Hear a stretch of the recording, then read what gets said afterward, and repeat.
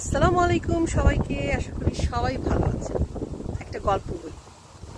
এক দম্পতি গাড়ি দিয়ে জঙ্গলের ভিতরে যাচ্ছে বেড়াতে, ঠিক আছে।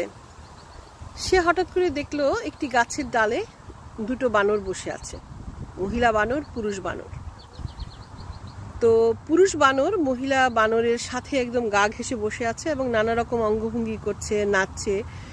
সেই মহিলা বানরটিকে এন্টারটেইন করার জন্য, খুশি করার জন্য তাকে জড়িয়ে ধরছে।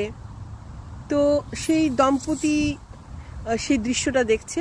হঠাৎ করে স্ত্রী তার হাজব্যান্ডকে বলে উঠলো যে, দেখো তাদের মধ্যে কত ভালোবাসা, হাজব্যান্ড কত ভালোবাসে, এই বানর হাজব্যান্ডটা তার ওয়াইফ বানরকে কত ভালোবাসে, তার সাথে কত সুন্দর করে কাছাকাছি পাশাপাশি এসে রোমান্টিক ওয়েতে বসেছে, বিভিন্ন অঙ্গভঙ্গি করে নাচছে তার ওয়াইফকে, মানে মহিলা বানরটিকে এন্টারটেইন করার জন্য। তো হাজব্যান্ড একটু হাসলো তার ওয়াইফের দিকে তাকিয়ে। হাজব্যান্ড ড্রাইভ করছে, যেতে যেতে তারা জঙ্গলের একদম ভিতরে কাছাকাছি চলে গেল। দেখলো এক বাঘ আর বাঘিনী বসে আছে। দূর থেকে দেখলো বাঘ আর বাঘিনী খুব ডিস্টেন্স নিয়ে বসে আছে, কেউ কারো দিকে তাকিয়ে আছে না। বাঘ অপর দিকে তাকিয়ে আছে, বাঘিনী অপর দিকে তাকিয়ে আছে।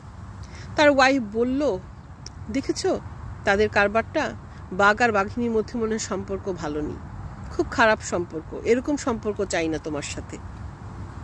তো ঠিক আছে, তারা তাদের গন্তব্যে যাচ্ছে এবং গিয়ে আসার সময় সে আবার বাঘ আর বাঘিনীকে দেখতে পেল। হঠাৎ করে দেখতে পেল এক শিকারী বাঘ বাঘিনীর দিকে গুলি ছুটছে এবং সেই গুলিটি বাঘিনীর দিকে যাচ্ছে। এবং বাঘ কি করলো, হুঙ্কার দিয়ে উঠে সে বাঘিনীকে রক্ষা করলো। সে আবার যাচ্ছে, সেই কাপল আবার তাড়াতাড়ি সেখান থেকে মুভ করে সামনের দিকে যাচ্ছে। আবার এন্ট্রান্স যে জায়গা থেকে ওরা শুরু করেছিল, সেই যে গাছটা, বানর, দুই বানর, সে আবার দুই বানরকে দেখতে পেল। সেই দুই বানর আবার সেই লাবিডাবি হয়ে বসে আছে কাছাকাছি, খুব ভালোবাসা। হঠাৎ করে একটা গুলির আওয়াজ পাওয়া গেল। সেই বানর কি করলো, সেই তার স্ত্রী বানর মানে মহিলা বানরটিকে ফেলে সে দৌড়ে পালিয়ে গেল। তখন সেই হাজব্যান্ড তার ওয়াইফকে বলল, এখন তুমি বলো তুমি কোন ধরনের ভালোবাসা চাও, সেই লাবিডাবি ভালোবাসা, শো অফ প্রেম প্রীতির ভালোবাসা, নাকি কেয়ার? যে ভালোবাসায় কেয়ার আছে সে ভালোবাসাই সত্যিকারের কেয়ার। আপনারা কি বলেন? এই যে আমার পাশে একজন বাঘ বসে আছে, এই যে দেখেন সেম বাঘের স্টাইলে উল্টা দিকে। তো তাকে আমি জিজ্ঞেস করব, এই যে তুমি কোন ধরনের হাজবেন্ড? সেই দলে তুমি, আচ্ছা ঠিক আছে। তো এইটাই মনে রাখবেন যে সব সময় শোয়িং ভালোবাসা, আমি বলি না যে ভালোবাসা থাকে না শো করলে, কিন্তু যে ভালোবাসায় অতিরিক্ত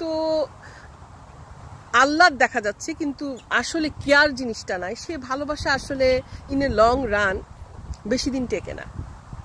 আমার এখনো মনে আছে যে আমাদের নতুন যখন বিয়ে হয়েছিল, তখন দেখা গেছে যে আমরা কিন্তু কোনো মুরব্বীর সামনে কাছাকাছি পাশাপাশি যে বসে ছবি তোলা কিংবা পাশাপাশি বসা, আমরা খুব শাই ফিল করতাম।